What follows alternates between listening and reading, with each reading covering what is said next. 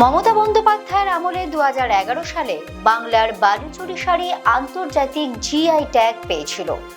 জানেন কি, এই শাড়ির নকশায় নতুনত্ব, শাড়ির কাঁচামালের পরিবর্তনও মমতা বন্দ্যোপাধ্যায়ের পরামর্শতেই।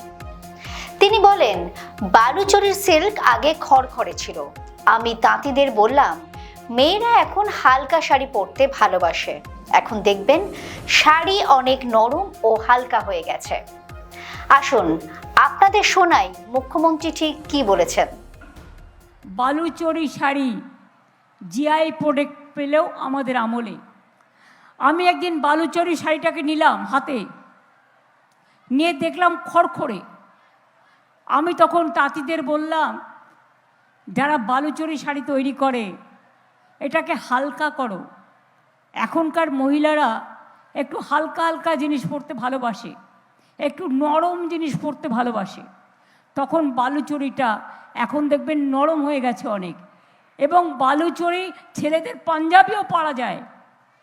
বালুচরী বিশ্ব বাংলার দোকানে বালুচরী শাড়ি আমরা সারা পৃথিবীর যেখানেই যাই সাথে করে নিয়ে যাই।